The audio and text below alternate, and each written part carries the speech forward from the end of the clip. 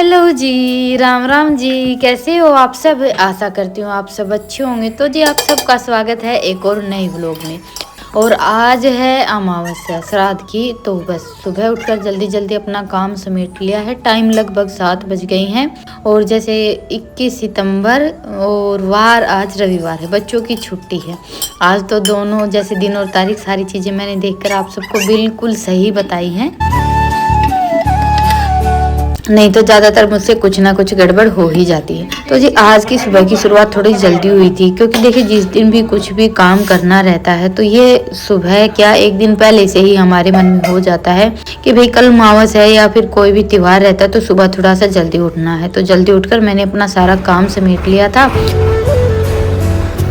दूसरा ये हो गया कि आज बच्चों की छुट्टी है तो थोड़ा बहुत बच्चों ने भी हाथ बटवा दिया था। तो बस अभी लगभग 7:30 ही बजे होंगे, इतना ज़्यादा टाइम नहीं हुआ है। खीर बनकर तैयार हो गई थी और चूल्हे पर रख दी है मैंने कढ़ाई। और आज सब्जी बनाएंगे आलू और राजमा की। तो राजमा आलू और 2-4 उसमें खड़े मसाले डालकर मैंने कुकर में सीटी लगवा ली थी। उसके बाद भी तेल में जैसे जीरा डाला है, 2-4 खड़े मसाले। बिना लहसुन प्याज की सब्जी बनेगी तो इसमें मैंने बस 2-3 लाल मिर्च के टुकड़े डाल दिए थे, साथ में लंबी लंबी कट करके हरी मिर्च भी डाली थी। और फिर डाला इसमें टमाटर हरी मिर्च का पेस्ट। तो तड़के में ये 2-4 मिर्च मसाले डालने के बाद फिर इसमें मैंने टमाटर और हरी मिर्च का पेस्ट डाला। आप चाहें तो थोड़ी सी अदरक भी डाल सकते हैं, लेकिन अभी हमारे घर में अदरक आती नहीं है तो मैं तो ऐसे ही सादा सिंपल बना लेती हूँ। तो बस मसालों को मैंने ढककर थोड़ी सी देर के लिए पका लिया है। अच्छे से पक गए थे, तेल ऊपर आ गया था। फिर इसमें हम आलू और राजमा डाल देंगे। आलू मैंने बस 2-3 ही डाले हैं, क्योंकि अभी आजकल जैसे श्राद्ध रहता है तो लगभग आलू की ही सब्जी बनती। तो जी बस सब्जी छूक दी है, ढककर इसको तो पकने देते हैं। बस धीमी धीमी आंच पर सब्जी हमारी अच्छे से पककर तैयार हो गई थी। उसके बाद फिर मैंने रख दिया है तवा चकला बेलन सारी चीजें पहले ही मैंने साफ करके रख दी थी। देखिए जैसे जो भी हम करते हैं, अभी तो मेरी शादी को भी काफी टाइम हो गया है, तो थोड़ा सा जैसे नई नई शादी होती है तब तो ये रहता है कि भाई कैसे क्या करना है। और एक टाइम के बाद तो फिर हमें पता ही रहता है कि भाई ये सारा सब ऐसे होता है, तो उस हिसाब से थोड़ा सा जल्दी काम बन जाता है। तो आटा वगैरह लगाने का काम मैंने रितिका को बोलकर करवा लिया था। आज बच्चों का भी नहाना धोना सुबह सुबह ही हो गया था। दोनों बहन भाई को मैंने बोल दिया था कि भाई मावस का खाना बनाना है तो नहा धोकर दोनों तैयार हो जाओ। उससे क्या होता है कि फिर बच्चे भी थोड़ा बहुत काम में हाथ बंटवा लेते हैं। तो बस सबसे पहले तो मैंने जैसे पितरों की जो श्राद्ध की अमावस रहती है उसमें टिकड़ी बनाते हैं, तो 16 टिकड़ी बनाई है। 15 दिन रहते हैं श्राद्ध के, कभी 14 या 15, लेकिन टिकड़ी हमेशा 16 ही बनती है, जोड़ा रहता है। और उसके बाद फिर पराठे बनाए थे। तो यही खाना बनता है हमारे यहाँ। तो दूध रहता है तो खीर बना लेते हैं, दूध नहीं रहता है तो हलवा बना लेते हैं। जैसे 15 दिन के हिसाब से 15 टिकड़ी निकालनी रहती है और एक एक्स्ट्रा। तो ऐसे करके किसी की जैसे श्राद्ध हम भूल जाते हैं। वैसे तो देखिए कभी ऐसा होता नहीं है कि भाई जो श्राद्ध हम निकालते हैं उसको हम भूल जाएं, वो तो जरूर याद रहता है। लेकिन क्या है ना कि सबके श्राद्ध नहीं निकलते हैं। तो जो ये पितृपक्ष की मतलब श्राद्ध की जो मावस रहती है ना, इसमें सबके लिए जो हमारे पूर्वज रहते हैं उनके नाम की टिकड़ी निकलती है। और हम जो भी जैसे भूल चूक होती है, जो भी हमसे श्राद्ध के दिनों में गलती हो गई है, उसके लिए हम माफी मांग लेते हैं। तो तोरी के पत्ते तो बच्चे लेकर आ गए थे। उस जैसे 8 पत्ते लेकर आते हैं। और श्राद्ध के दिनों में हम कोई भी चीज लेकर आते हैं ना, कोई भी लगा लीजिए, जैसे कि ये तोरी के पत्ते ही हैं तो सिर्फ 8 ही लेकर आए जाते हैं। कभी भी ऐसा नहीं कि भाई 1-2 पत्ता भी एक्स्ट्रा लेकर आ जाए, बिल्कुल भी अच्छा नहीं माना जाता है। उसके बाद फिर उनके ऊपर जैसे टिकड़ी रखी, साथ में मीठा। आज मैंने सब्जी भी रख ली थी। बनाती तो हमेशा बिना लहसुन प्याज की हूँ, लेकिन सिर्फ खीर का भोग लगाते थे। आज थाली में सब्जी खीर रोटी सारी चीजें रखी हैं। तो सब चीजों का भोग लगाने के बाद इसमें से जो 8 टिकड़ी रहती हैं वो तो हम कौवों को खिलाते हैं, और 8 टिकड़ी और जो मैंने पराठे बनाए थे वो गाय को खिलाते हैं। और बस जो भी हमसे भूल चूक हुई हो उसकी अपने पूर्वजों से माफी मांग लेते हैं। ये तो देखिए हमें करना ही पड़ता है। और ऐसा कहते हैं कि हमारे सिर पर हमारे पितरों का आशीर्वाद नहीं होता है ना, तब तक हम जिंदगी में कभी भी आगे नहीं बढ़ सकते। तो जी बस अभी मावस इन्होंने निकाल दी थी। कौवों के लिए रोटियां तो यहीं पर रख दी थी। उसके बाद फिर ईशांत जाएगा अभी ये गाय को रोटी खिलाने के लिए।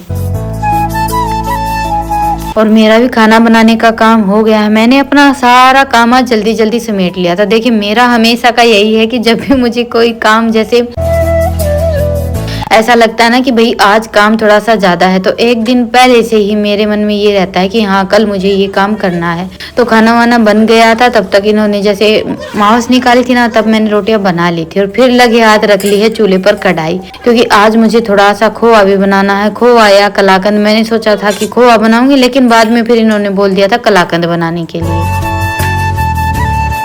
एक तो आज मावस है, मावस को जैसे दूध हमारे यहाँ जमता नहीं है, जामन नहीं लगाते हैं, और दूसरा कल से नवरात्रि शुरू होने वाले हैं।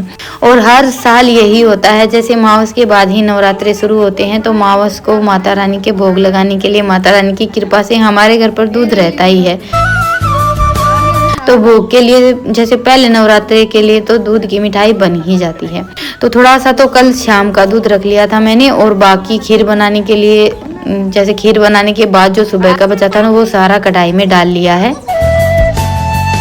बस थोड़ा सा चाय के लिए दूध रखा था, बाकी जैसे शाम को तो ताज़ा दूध हो ही जाता है। अभी कढ़ाई रख ली है तो थोड़ा सा ज़्यादा दूध रहेगा तो ज़्यादा मिठाई बनकर तैयार हो जाएगी। पिछली बार तो मैंने जैसे पेड़े भी बनाए थे जन्माष्टमी पर, उसके बाद फिर एक दिन शायद थोड़ा सा कलाकंद भी बनाया था, लेकिन दोनों चीज़ें थोड़ी सी कम कम बनाई थी।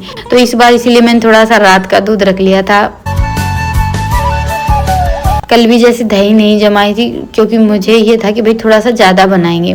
और दूसरा जैसे हम बंधानी पर दूध देते हैं, तो शाम का दूध लगभग माँ उसको दूध नहीं देते हैं, तो एक दिन पहले शाम को जैसे बंधानी पर दूध दे देते हैं ना, तो इतना ज़्यादा दूध बचा हुआ भी नहीं था, बस 2 किलो के आसपास ही बचा था। तो दूध हमारा अच्छे से गर्म हो गया था। उसके बाद फिर इसमें मैंने डाल दिया है 2-3 नींबू का रस डाला है। ये जैसे खेत से नींबू लेकर आए थे, तो उनका साइज थोड़ा सा छोटा रहता है, लेकिन रस बहुत ज़्यादा होता है। और दूध के हिसाब से इसमें 2 चम्मच तो कम से कम नींबू का रस जाएगा ही। क्योंकि देखिए कलाकंद में क्या होता है कि एक बार जैसे शुरू में हम नींबू डालते हैं तो हमें थोड़ा सा ऐसा लगता है कि कम दाने बने हैं, लेकिन जैसे जैसे दूध कम होता जाएगा वैसे वैसे दानेदार होता चला जाएगा। बाकी दूध का भी रहता है, किसी भैंस के दूध में घी ज़्यादा होता है, किसी भैंस के दूध में कम होता है। और देखिए सारा काम करते करते 9:30 पौने 10 बज गए थे। इस टाइम पर मैंने कढ़ाई रखी थी, मतलब पौने 10 9:30 बजे के आसपास, और लगभग 12:30 बज गए थे। तो 2-2.5 घंटे तो लगते ही हैं, तो सब बारी बारी सिर करेंगे तभी हो पाएगा। तो हमने यहीं पर पलंग बिछा लिया था, बच्चे भी यहीं पर बैठ गए थे। कभी ये कढ़ाई पर बैठ जाएंगे, कभी मैं, तो ऐसे करके हमारा कलाकंद बनाने का काम भी हो जाएगा, और साथ में जैसे बर्तन वगैरह साफ करने थे, खाना वाना करना था, वो भी सारा काम हो गया है। तो थोड़ी सी देर के लिए ये बैठ गए थे, तब तक मैंने 10-20 मिनट आराम किया है। तो बस अभी ये तो चले गए हैं, उसके बाद फिर मेरा काम शुरू हो गया है। वैसे दूध भी थोड़ा सा गाढ़ा हो गया है, और देखिए चूल्हे का काम ज़्यादा टाइम तक हम ही कर सकते हैं, क्योंकि जिसका काम उसी को साझे। और दूसरा ये हो जाता है कि हमें आदत भी रहती है चूल्हे के पास बैठकर काम करने की। बच्चों को तो अगर 5 मिनट के लिए भी बोल देते हैं तो इनको बहुत ज़्यादा गर्मी लगती है। वैसे देखिए खोआ कलाकंद वगैरह ऐसी चीज़ें बनानी रहती ना, तब तो मैं बच्चों को बिठाती नहीं हूँ बिल्कुल भी, क्योंकि थोड़ा सा भी दूध अगर एक बार कढ़ाई में चिपक जाता है ना, उसके बाद फिर बनना जैसे मिठाई बिल्कुल भी अच्छी नहीं बनती है। फिर तो ये लगा लीजिए कि दूध चिपकता ही चला जाता है। इसमें तो बस ये है कि हमें सबसे ज़्यादा इसी बात का ध्यान रखना रहता है कि हमारा जो दूध है वो कढ़ाई में बिल्कुल भी चिपके ना। तो दूध आधा हो गया था, उसके बाद फिर इसमें मैंने जितना हमें मीठा पसंद है उस हिसाब से चीनी डाल दी थी, और फिर काम शुरू होता है इसको अच्छे से पकाने का। तो अभी कलाकंद तो हमारा बनकर तैयार हो गया है, कढ़ाई छोड़ दी है इसने। तो झटपट से मैंने जैसे कढ़ाई को नीचे उतार लिया, और ये डब्बा वगैरह सब पहले से तैयार कर ही रखा था। आज मैंने इसमें घी नहीं डाला था, क्योंकि पिछली बार मैंने कलाकंद बनाया था तो थोड़ा सा घी डाल दिया था, तो थोड़ा ज़्यादा घी हो गया था, और आज हो गया है थोड़ा सा सूखा सूखा। पर कलाकंद हमारा एकदम जैसा हम बाजार से खरीद कर लेकर आते हैं ना, वैसा बनकर तैयार हुआ है। क्योंकि घर पर हम खोआ या कलाकंद कुछ भी बनाते हैं तो उसमें चिकनाई और घी थोड़ा सा ज़्यादा होता है। आज एकदम बाजार जैसा बना है। तो जी बस अभी इसको हम साथ के साथ जैसे गरम गरम ही जो ये हमारा डब्बा है ना, इसमें पैक करके रख देंगे। इसका सबसे बड़ा फायदा तो ये होता है कि कलाकंद का रंग एकदम जैसा हम बाजार से खरीद कर लेकर आते हैं ना, वैसा ही आता है। तो मैंने झटपट से कढ़ाई को उतारा और इसीलिए बच्चों को बोलकर डब्बा पहले से ही अच्छे से साफ करके पास में रख लिया था, और इसमें घी वगैरह मैंने कुछ नहीं लगाया है। मैं तो हमेशा ऐसे ही डालती हूँ, क्योंकि देखिए प्योर दूध का है तो थोड़ी सी चिकनाई तो रहती ही है। तो अभी इसको अच्छे से सेट कर देंगे। थोड़ा सा हमारा ये जैसे खोआ या कलाकंद ठंडा हो जाता है ना, उसके बाद फिर जैसा बाजार से हम कलाकंद लेकर आते हैं वैसा रंग नहीं आता। बाकी टेस्ट में कोई फर्क नहीं पड़ता है, स्वाद तो वैसा ही होता है। और ये डब्बा तो मेरे बहुत ही ज़्यादा काम आ रहा है। ट्रे वगैरह किसी चीज़ की ज़रूरत ही नहीं है, साथ में ढक्कन भी। और ये हमने ऑनलाइन ही मंगवाया था, इतना ज़्यादा जैसे इसका रेट भी नहीं है, शायद 70-80 रुपये का आया होगा, पक्का तो मुझे याद नहीं है। क्योंकि पिछली बार भी कलाकंद मैंने इसी डब्बे में जमाया था, तब आप सबके काफ़ी सवाल आए थे कि ये डब्बा कहाँ से लिया। वैसे मुझे काफ़ी अच्छा लगता है बर्फी वगैरह बनाने के लिए, और ढोकला वगैरह के कुछ भी बना सकते हैं हम। तो हो सकेगा तो मैं इसका लिंक आप सबके लिए डिस्क्रिप्शन में डाल दूंगी। वैसे अगर आप ऑनलाइन चेक करेंगे ना तो ये सारी चीज़ें बड़ी आसानी से मिल जाती हैं। तो बस इसको तो अभी रख कर छोड़ देते हैं। और देखिए इतना सब करते करते थोड़ी सी थकान तो हो ही जाती है, और मेरी तो कुछ दिनों से तबीयत भी ऐसी चल रही है। तो चलिए अभी करते हैं 1-2 घंटा आराम। वैसे तो अभी चूल्हे पर रख दी है चाट बनने का काम हमारा रह गया था। आज बस सुबह से खाने पीने का ही काम चल रहा था। आरा लगा कर रखी थी, लेकिन इतने अच्छे से बन नहीं पाई। तो चूल्हे में काफ़ी आंच थी, तो मैंने डेगचा रख कर छोड़ दिया था। तो अभी बच्चे तो इनकी छुट्टी है ना, तो जैसे रितिका तो सो जाती है, लेकिन ईशांत नहीं सोता है, तो उसको ये काम थमा दिया था। तो बस मेरी आँख खुली थी 2:30 बजे के आसपास। तो सबसे पहले तो चाट ठंडी की है। गोली लेने के बाद नींद बड़ी तेज की आती है, और इसीलिए आज आप सब तक व्लॉग भी नहीं पहुंच पाया। नहीं तो कल भी मैंने व्लॉग बनाया था, लेकिन सोचा 5-10 मिनट आराम कर लेते हैं, और उसके बाद फिर बस आँख लग गई। और नेट की भी आजकल जैसे वाईफाई वगैरह लगा हुआ है, फिर भी थोड़ी सी ज़्यादा ही दिक्कत रहती है। तो बस मैंने तो दलिया ठंडा करके छोड़ दिया था। और ये देखिए यहाँ पर चिड़िया की मस्ती चल रही है, खाना पीना नहाना धोना सब। वैसे ऐसा बोलते हैं कि रेत में ऐसी चिड़िया नहाती है ना, तब बारिश होती है। लेकिन कहीं ना कहीं देखा जाए तो ये भी पक्षियों का अपनी खुशी जाहिर करने का एक तरीका है। तो बस अभी 3-3:30 बज गए हैं, और ये भी उठ गए थे। चाय बना ली थी मैंने, उसके बाद फिर इनको जगा दिया है। तबीयत थोड़ी सी इनकी भी कुछ दिनों से ऐसी ही चल रही है। एक बार घर में बीमारी घुस जाए फिर उसको निकालना थोड़ा मुश्किल हो जाता है, हम चाहे कितनी भी कोशिश कर लें। और ये हमारा कलाकंद भी अच्छे से जमकर तैयार हो गया। तो सोचा कि चलो सबसे पहले कलाकंद के ही पीस कट कर लेते हैं। तो ये देखिए बिना घी लगाए ही बड़ी ही आसानी से निकल गया है, और बिल्कुल नरम बना है। दानेदार भी है। ज़्यादा दानेदार कलाकंद मुझे पसंद नहीं है, क्योंकि थोड़ा सा ज़्यादा हम इसमें नींबू डाल लेते हैं ना, तो दाना बहुत ज़्यादा बन जाता है। इसलिए मैं नींबू का रस हमेशा कम डालती हूँ, 1 चम्मच या 2 चम्मच। जैसे 5 किलो के आसपास दूध रहता है ना, तो उसमें 2 चम्मच नींबू का रस काफ़ी रहता है। और 3 किलो के आसपास दूध है तो उसमें 1 चम्मच नींबू का रस डालें। शुरू में बस हल्का सा दाना दिखाई दे, बहुत ही ज़्यादा अच्छा कलाकंद बनकर तैयार होगा। तो अभी मैंने पीस कट करती हैं। वैसे पीस थोड़े से ज़्यादा बड़े बड़े और मोटे मोटे कट किए हैं मैंने, क्योंकि डब्बे में थोड़ा सा मोटा कलाकंद जम गया था। वैसे तो देखिए कलाकंद के पीस भी कुछ ऐसे ही होते हैं। तो आप सब देख सकते हैं कि कितनी अच्छी मिठाई बनकर तैयार हुई है, और रंग भी आया है ना एकदम बाजार जैसा। बस पीस मैंने जैसे चौरस कट कर लिए हैं, लंबे लंबे नहीं कट किए हैं, क्योंकि बच्चों को खाना रहता है उसी हिसाब से। और बाकी थोड़ा सा मोटा ज़्यादा था, तो इसलिए मैंने लंबे लंबे कट नहीं किए हैं। पीस का तो कोई चक्कर नहीं है, बस हमें स्वाद और रंग से ही मतलब है। मेरा हमेशा यही रहता है कि कोई भी चीज़ हम बनाएं वो खाने के साथ साथ देखने में भी अच्छी होनी चाहिए। तो बस थोड़ी सी तो मैंने थाली में छोड़ दी है, और थोड़ी सी वापस डब्बे में पैक करके रख दिया। अभी इनको थोड़ी सी देर के लिए ऐसे फैलाकर फ्रिज में रख कर छोड़ देंगे। बाकी तो ये प्रसाद मैंने बनाया है कल देवी मैया के भोग के लिए,